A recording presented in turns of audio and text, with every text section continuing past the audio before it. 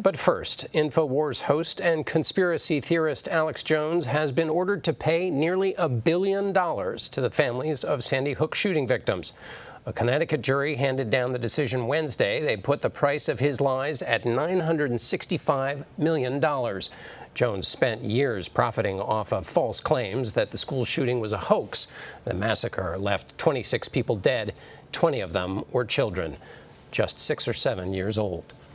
I'm joined by our national correspondent, Nikki Battiste from Waterbury, Connecticut, and Stephen Solomon, a founding editor of First Amendment Watch and a professor of media law at NYU's Arthur L. Carter Journalism Institute.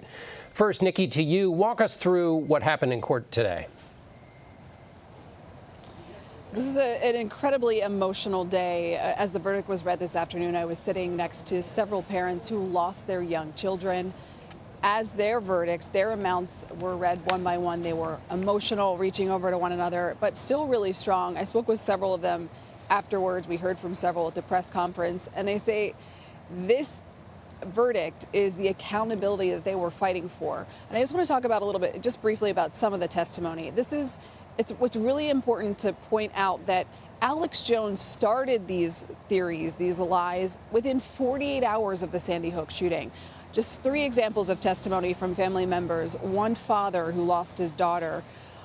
Alex Jones used video of him at his daughter's funeral to mock him, saying that he was an actor. Another father who lost his young son said he had threats from Alex's listeners saying they were going to desecrate his son's grave. Another listener saying they were going to dig it up.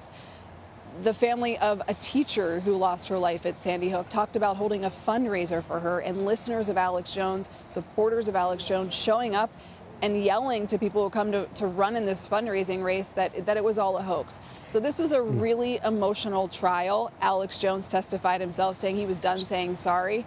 And again, it was live streaming his show as the verdict was read today. John? Stephen, Jones called this trial an assault on his First Amendment right. Free speech has allowed lying in some instances. It's limited it in other cases. Explain what was at issue here. Sure.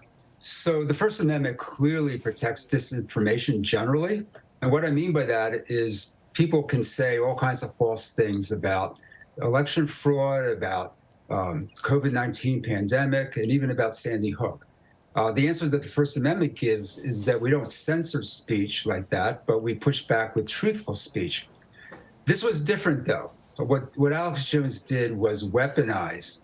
He weaponized disinformation against families who had suffered the most grievous possible loss. And in doing that, he moved across a boundary, a very clear boundary, into unprotected speech, and that's defamation and the infliction of emotional distress. So it's that crossing of the boundary that's important here. So the harm that was created on another person by what he was saying is the key test. Exactly. So you can say whatever you want about these issues, but when you attack individuals or corporations, that's what's different about it. And then you bring up issues like defamation of character, infliction of emotional distress. And in this case, the injury was so grievous that the community, as represented by the jury, pushed back very strongly. Nikki, you mentioned there that Alex Jones had a reaction. What was his reaction again to the verdict today? He wasn't here. He was actually on his show, live streaming the verdict simultaneously on his show, reacting to it and asking his listeners for donations, so he could pay this $1 billion. So a lot of the parents obviously upset by that, but they said out here right outside the courtroom, at this point, that's what they expect from Alex Jones. And Stephen, I want to ask you, you mentioned that it's perfectly fine to go out and lie about elections and other things. We have a lot of conspiracy theories in our American culture today. Help me understand how this decision affects or doesn't affect other outlets that are in the business of spreading conspiracy theories. Well, it's not perfectly fine because, of course, disinformation of any kind is very corrosive.